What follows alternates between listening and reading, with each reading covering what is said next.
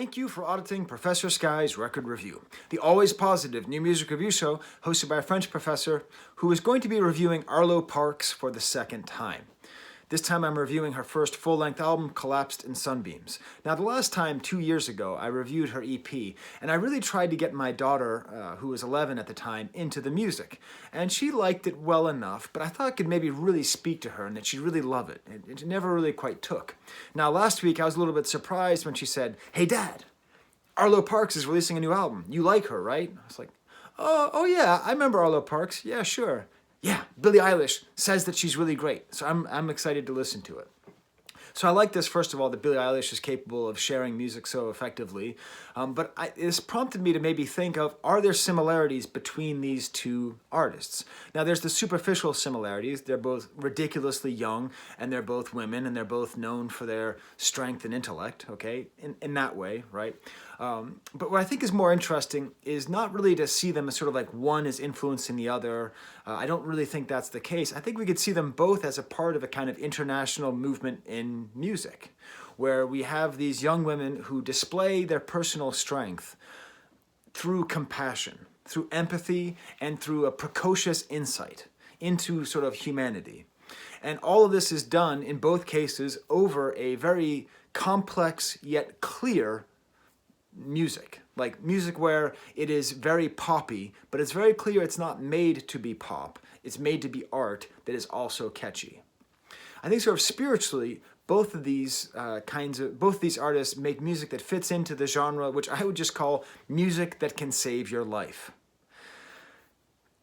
Like, there's a whole series of music that I hear now a lot, and these are the two best examples of it, of the modern version of this old trope.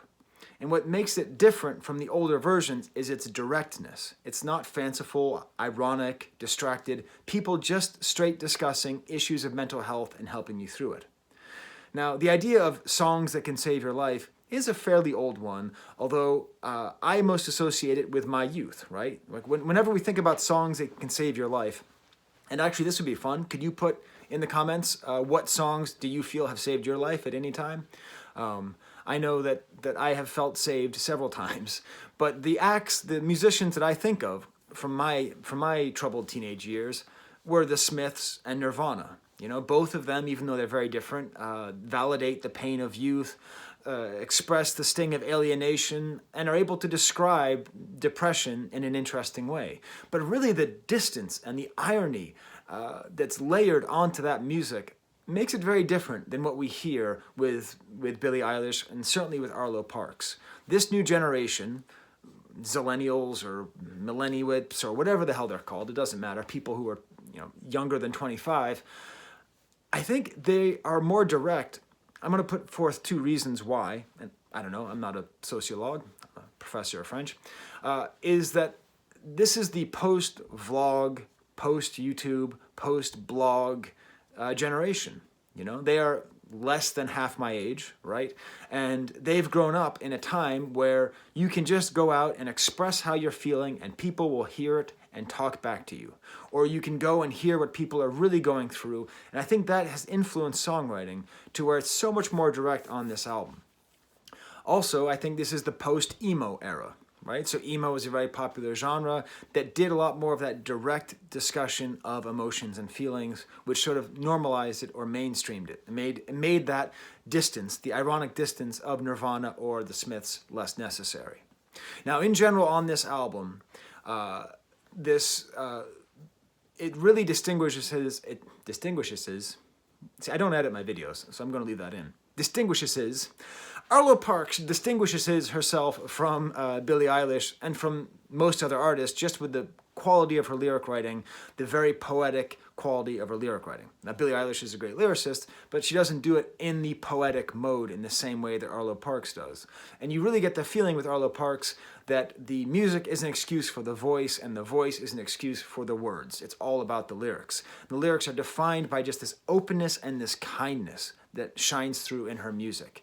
The songs are mostly about friends who are depressed, or moments of disillusion, or just sort of realizations that people aren't good for you, or just all these things that happen to you in your youth, where you have friends who are going through things, or you realize your friends aren't really your friends.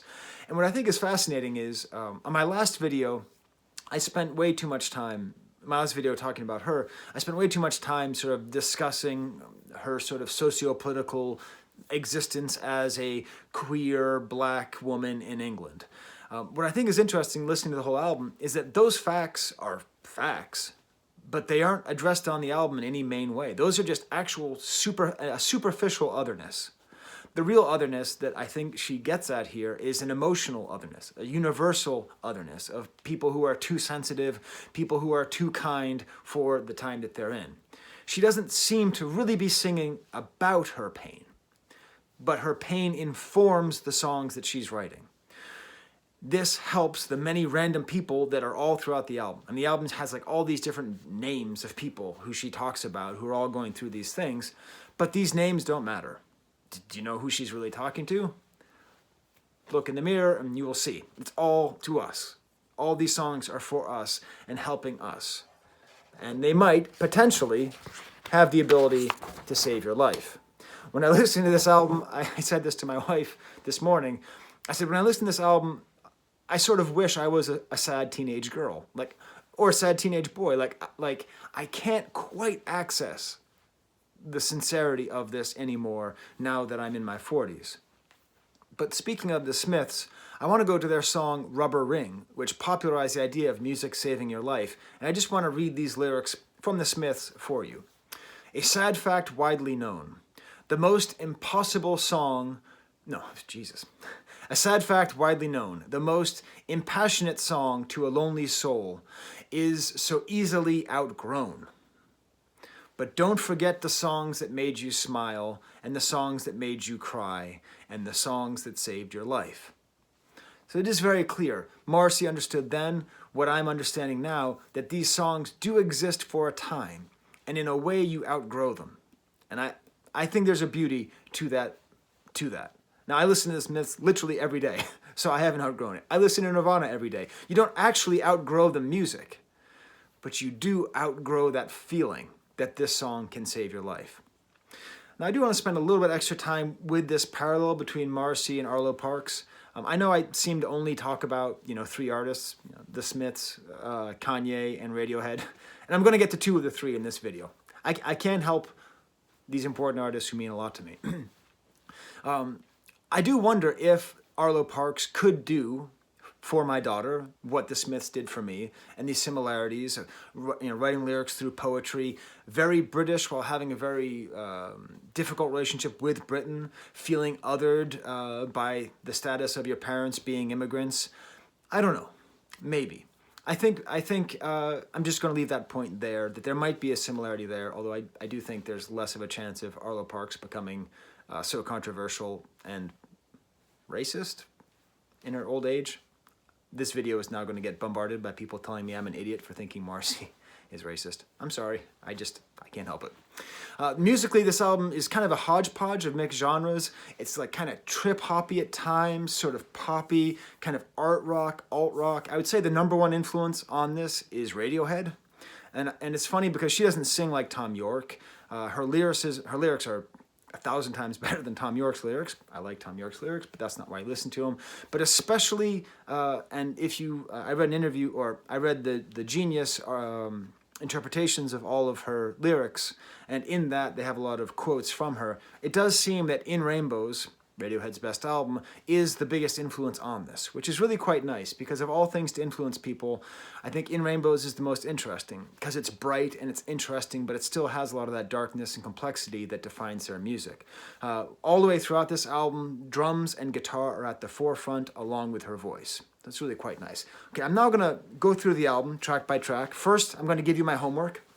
If you've never heard Arlo Parks and you're interested in understanding her, go to this link right here. This will be her song, Hope. And I'm going to explain to you why this is as good of a song as any to epitomize a typical Arlo Parks song. First of all, it's produced by Gianluca Bucciolati, who produced all but 2 of the tracks on this album. A very good producer, kind of a jazzy piano and drum-led song, but there's nice details all throughout the album. There's nice production details, but with the horns here.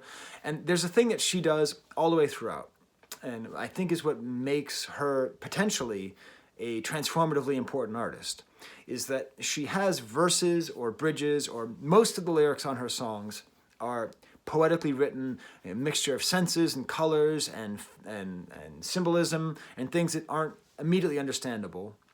Usually interesting observations about human life told in a way that you don't expect. And then a chorus that is just completely blunt and makes total sense. So you have a mixture of lyrics where on one point she says, "Wearing suffering like a silk garment or a spot of blue ink, looking for light and finding a hole where there shouldn't be one." Beautiful song. Beautiful, beautiful lyrics about suffering. And then the chorus is just, "You are not alone like you think you are. You are not alone like you think you are."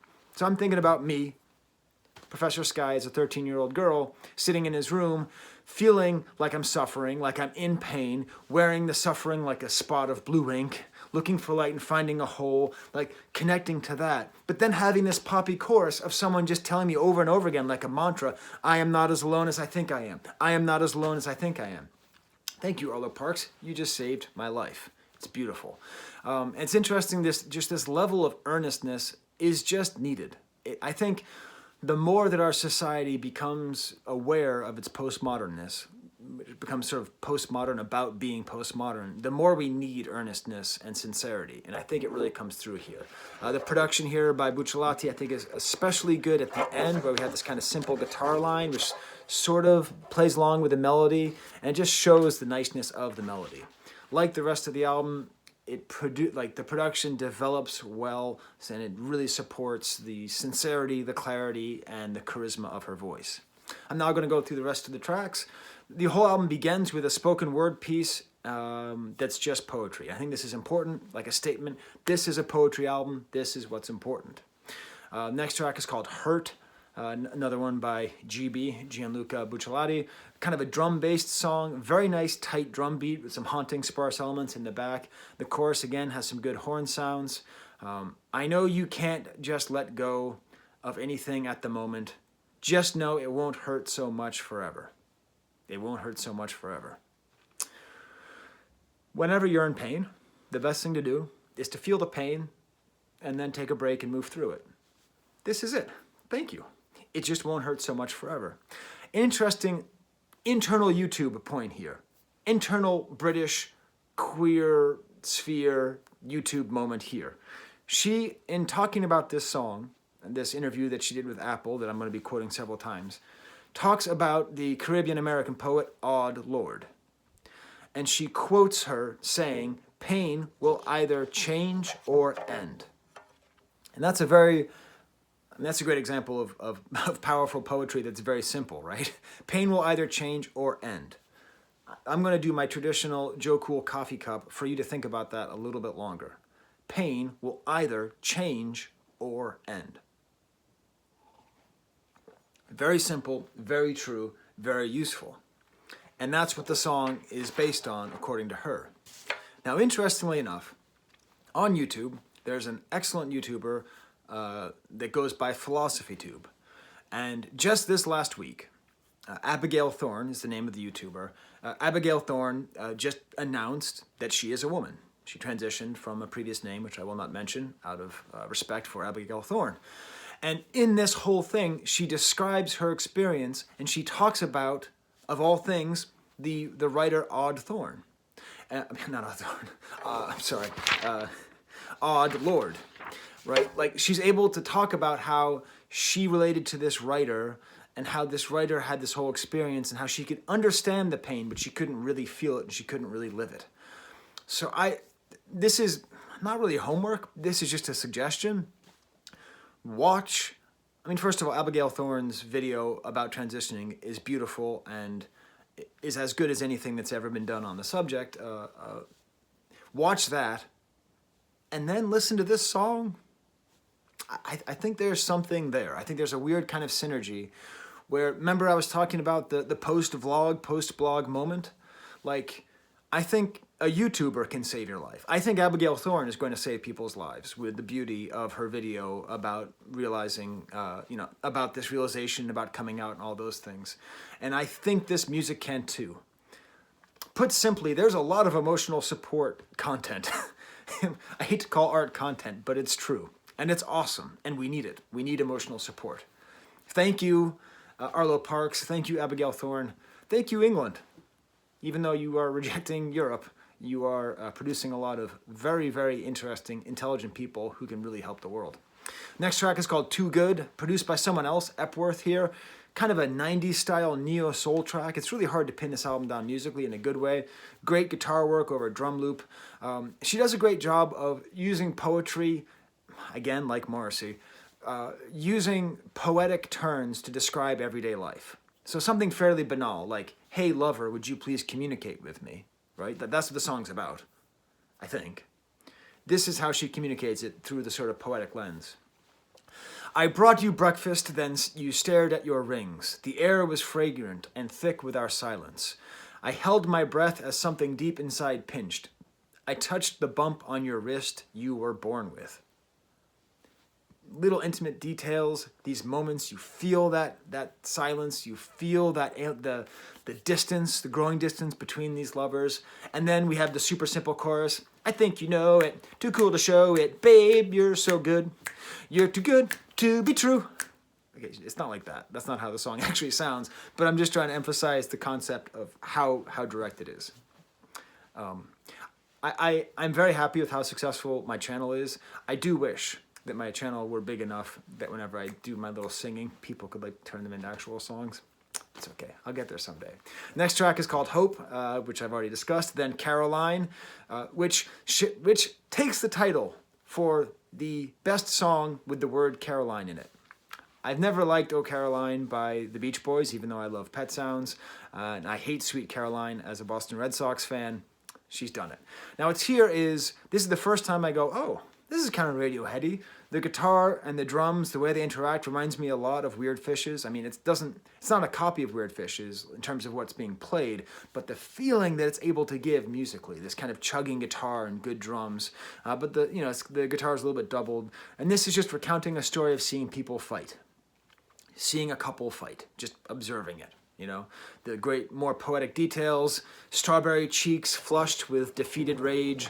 Then he spills his coffee as he frantically explained. Very beautiful. And then the chorus, very simple. Caroline, I swear to God I tried. I swear to God I tried. The next track is probably my favorite track on the album. I didn't choose it as the most exemplary, just because I think Hope does it, but it's called Black Dog. If you don't know, Black Dog is a British expression for how to describe depression, which apparently was popularized by Winston Churchill. So he did something right. Okay, so according to her, in her description on Apple Music, she was going back again to In Rainbows with Radiohead, with House of Cards and All I Need. And I think that works. When you listen to this song, I think you can feel that in here. That she's trying to describe a depressed friend and describe where it is. Really nice guitar work where it almost sounds like the guitarist is straining to strum it. Some piano notes in the back at the end of some of the bars. A low-key drum beat that's quite funky. It doesn't reach the heights of In Rainbows, but lyrically, again, I think she shows that whatever is not achieved by the music is made up for with the lyrics. And it's not that the music isn't great, it's just not In Rainbows. It's not the greatest thing ever. And the earnestness of her trying to help her friend, the desperation that she feels, I think a lot of people have had more experience with depressed people than they have with depression, and I'm happy that she can help me now in my 40s, because I'm not depressed now. I'm doing pretty well, right? I've been going to therapy for 15 years. I'm doing pretty well, right? So that's fine. But I do still have depressed friends, and to have a song like this writing about that, sometimes it feels like you won't survive this, is just great. I'd lick the grief right off your lips, just very visceral. That's like kind of the feeling. And then the chorus, a perfect example of the kind of writing that she's able to do here. Let's go to the corner store and buy some fruit. I would do anything to get you out of your room.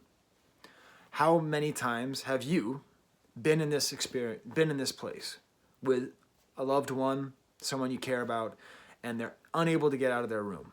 And how do you get them out of their room? Let's go to the corner store and buy some fruit. Like, why not? Like, anything that you can do. It's great. Green Eyes, again, another one by GB here. Beautiful song with an airy feel. And this is communicating the pain of rejection. But it's also about the trauma of growing up either lesbian or bisexual and being rejected by your family. So it's this beautiful thing where she sings about how she isn't surprised that her relationship with this person only lasted 2 months. And she makes it very clear that it was because her friend or her lover was uncomfortable being gay, was uncomfortable with those experiences, was uncomfortable with the judgment from the world, was uncomfortable with the judgment from her parents. And the pain of your parents not accepting your sexuality, I mean, that's an interesting theme. And I don't feel like there are that many songs that address it directly. Now, maybe I don't listen to enough, well, I know I don't listen to enough music. There's too much music. But I can't think of songs, there's plenty of songs I can think of that talk about society's rejection of homosexuality. And there's plenty of movies and TV that go on about parents' rejection. But listen to these lyrics. I wish that your parents had been kinder to you. They made you hate what you were out of habit. Remember when they caught us making out after school? Your dad said he felt like he lost you. Now, part of being a good poet and being able to write lyrics about like strawberry cheeks and ink spots and all that is that whenever you get to this direct mode, it's more impactful. I mean, these lyrics don't even rhyme. They're just like, I wish your parents had been kinder to you. Just what a beautiful, just straight up statement, right? They made you hate what you were out of habit. Just beautiful. He felt like he lost you. Like his anger isn't even like coming across as rage. It's more like a feeling of loss. It's really powerful, a very powerful song. And again, potentially a song that might save somebody's life. Just Go has her strongest British accent. In general, you don't hear her British accent. At least I don't hear it on everything as strong as I do here, but it's nice. Kind of a soulful drum lead with lots of bass. Nice vocal production here. Some of the best production of her voice on the album. Some doubling, especially in the pre-chorus. Not quite the quintupling of Billie Eilish, but it's quite good. And this is about a toxic relationship. This seems to be the most clear song of her singing about her life as opposed to talking about other people. Very kind of simple chorus, just clean descending guitar line, and just go. Why don't you just go? Why don't you just go? About the allure of toxic relationships. Why do people stay in them, and how do they get out? The only way to get out is just go. Just end it. Just that's the answer. Next track is called For Violet. And I heard this track, and I didn't even have to read the notes from the Apple interview with her. I heard this distorted beat and odd sounds. I'm like, okay, she's trying to be Portishead now. And again, if you can make music that reminds people of Portishead and is not derivative trash, congratulations, because Portishead is an easy band to imitate poorly, but it's very difficult, next to impossible. I mean, the Moon-Shaped Pool by Radiohead is an entire album of a band doing a good interpretation of Portishead, but still not reaching the heights of Portishead. At least I think. I mean, that's just how good that album is. But it's doing a great job because it uses this soundscape, right? And it's very deliberate. She's using this soundscape. In her words, the song covers those moments growing up where you realize the world is a little bit heavier and darker than you first knew. So it's about that moment of damage, like understanding that point where your innocence was like crushed and you understood like, oh man, life isn't really that great. This weird dude talking to me drunkenly in the hallway is a bad person. I thought he was funny, but he's bad. Huh. Like that moment. I'm just taking one from my past, just throwing that in there, just trying to think. And we all have moments. And so she wrote a song about it, and what better soundscape to use than Portishead? And I love Portishead, obviously, I just told you, but I don't think that much about what they actually sing about. I don't actually think about what their lyrics are a lot, often because they're lost in the mix. Here, not lost in the mix. Oleander bushes flourish in your garden. I come round for pancakes, and we stretch under the leaves. He would always act so sarcastically charming. Wonder if he realized how much he hurt his kids. So seeing the cruelty in someone else's parents, having that be a theme of a song. That's beautiful. Next track is called Eugene. This, speaking of In Rainbows, reminds me a lot of Reckoner, the song Reckoner, kind of a simplified version of Reckoner.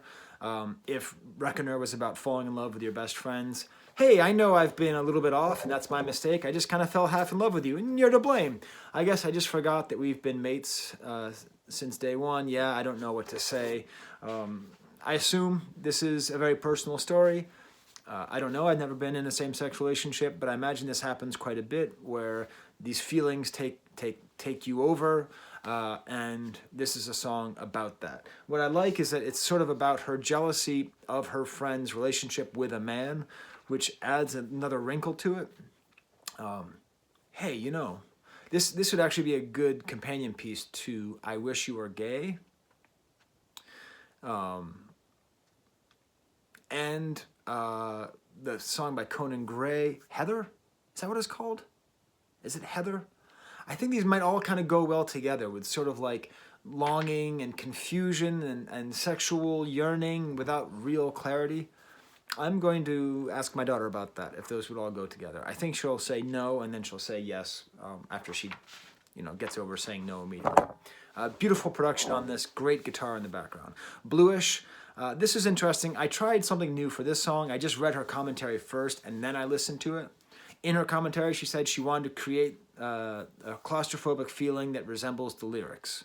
So that makes a lot of sense, right? Because the songs are about being held so tightly that you turn blue. She said she was lyrically inspired by Adrienne Lenker, who I reviewed a while ago and liked.